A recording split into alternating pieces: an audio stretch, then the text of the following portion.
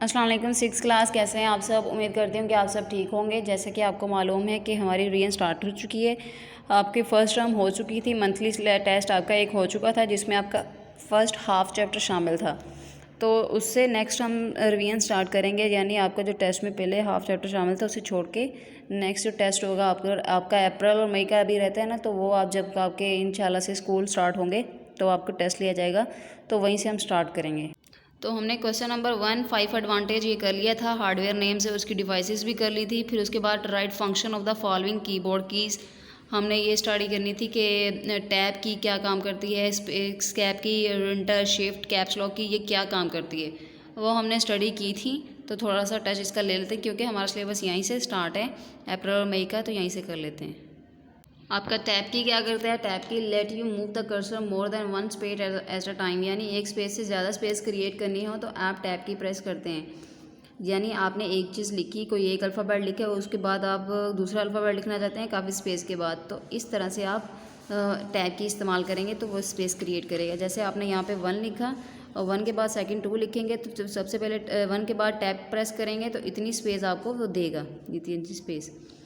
लेकिन जब आप स्पेस बार क्लिक करते हैं तो वो जस्ट थोड़ी सी स्पेस क्रिएट करता है। उसके बाद स्केप की है is use to terminate any process in between, यानी आप कोई काम कर रहे हैं और आप करंटली मूड आपका ये होता है कि मैं इसे वो स्केप करके कुछ और करना चाहते हैं, तो आप जब स्केप पे प्रेस करेंगे तो जो करंटली काम कर रहे होते हैं ना वो टर्मिनेट हो जाता है काम के दौरान ही, ठीक है। उसके बाद कैप्स लॉक है। कैप्स लॉक की क्या है, करता है कि आप कोई लेटर कैपिटल में लिखना चाहते हैं तो कैप्स लॉक की प्रेस करेंगे तो वो लेटर सारे कैपिटल में जब आप लिखेंगे तो वो लिखे जाएंगे, ठीक है। शिफ्ट की भी इस काम के लिए इस्तेमाल होती है। शिफ्ट प्रेस करके जब आप कोई अल्फ़ाबेट प्रेस करते हैं तो वो कैपिटल में लिखा था, लेकिन कैप्स लॉक में क्या होता है कि आपको सबसे पहले कैप्स लॉक पे प्रेस करेंगे, फिर उसके बाद राइट करेंगे तो वो कैपिटल लेटर में लिखा जाएगा। Press the caps lock key when you want to write a word in the capital letter, ठीक है।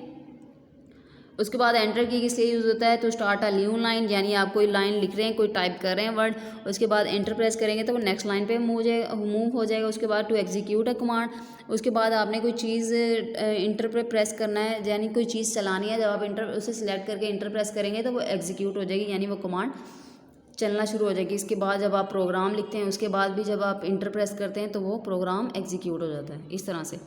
फिर उसके बाद शिफ्ट की है is use to type capital letters, वही बात आ गई कि कैपिटल लेटर्स के लिए भी इस्तेमाल होता है, और टू टाइप सैम्बल। सैम्बल्स में क्या होते हैं कि आप 1 2 3 9 तक आपके लिखे होते हैं ना, जब आप शिफ्ट प्रेस करके 1 प्रेस या 2 प्रेस करते हैं ना, 2 पे @ लिखा होता है, 2 भी लिखा होता है और @ तो जब शिफ्ट और 2 प्रेस करेंगे तो आपका @ लिखे जाएगा। तो इस तरह से ये सैम्बल्स लिखने के भी इस्तेमाल होता है। उसके बाद नेक्स्ट क्वेश्चन है what does a processor do, ये कल हमने स्टडी कर लिया था। प्रोसेसर आप एक सिंबल चिप होती है वो आपने डिस्कस कर लिए थे, वही क्वेश्चन है। व्हाट इज़ मेमोरी, कल हमने मेमोरी भी डिस्क्राइब की थी। It is a temporary storage devices, yes it is a temporary storage. आपकी जो रैम होती है वो आपकी टेम्परेरी स्टोरेज डिवाइस होती है, इस तरह से आप ये हमने भी कल कर लिया था। फिर उसके बाद right a short note on hard disk, आपकी हार्ड डिस्क आपकी स्टोरेज डिवाइसेस होती है परमानेंट, हमने ये भी कल पढ़ लिया था। उसके बाद है advantage of USB flash memory, ये हमने स्टडी करना है कि यूएसबी फ्लैश मेमोरी के एडवांटेज क्या क्या हैं, फ़वाइद क्या क्या हैं, ठीक है।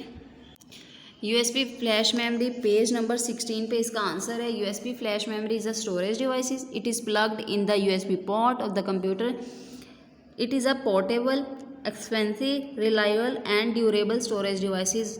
एडवांटेज उसने पूछे हैं तो आप नंबर्स की सूरत में उसे राइट करते हैं। फर्स्ट एडवांटेज ये है कि ये पोर्टेबल है, कहीं भी ले जाया जा सकता है इसे, एक्सपेंसिव, रिलायबल है एंड ड्यूरेबल स्टोरेज डिवाइसेस है। उसके बाद है flash memory is a small and light weight है, ये फ्लैश मेमोरी आपकी एक छोटी होती है और इसका कोई ज़्यादा वजन नहीं होता है। It consist of a memory chip, ये मेमोरी चिप पे कंसिस्ट कर रही होती है। We can read from and write data on the flash memory, हम इससे डाटा रीड भी कर सकते हैं और इस पर राइट, यानी इसमें डाटा ऐड अप भी कर सकते हैं, ऐड करने के बाद हम इसे देख भी सकते हैं, तो ये काम भी कर सकते हैं। It is widely use to transfer data from one place to another, यानी वन कंप्यूटर टू अनदर आप इसका डाटा ट्रांसफ़र भी कर सकते हैं, कंप्यूटर से इसमें और इसमें से कंप्यूटर में आप डाटा ट्रांसफ़र कर सकते हैं। तो ये जो मैंने निशान लगाए हैं ये एडवांटेज के तौर पर है कि आपका फर्स्ट एडवांटेज आपका ये वाला है, सेकंड है, फिर उसके बाद आपका थर्ड एडवांटेज है, फिर उसके बाद फोर्थ है और ये वाला आपका फिफ्थ वन एडवांटेज है, यानी टोटल 5 एडवांटेज बने हैं इसके जो आपने करने हैं फ्लैश मेमोरी के। ये देखिए इसका व्यू कुछ इस तरह से होता है, आजकल तो काफ़ी ज़्यादा फ्लैश मेमोरीज आ चुकी हैं, तो जिस तरह से आप इसे अपने पॉकेट में कैरी कर सकते हैं। यही क्वेश्चन है, नेक्स्ट हम कल क्वेश्चन करेंगे। ओके, अल्लाह हाफिज़, टेक केयर।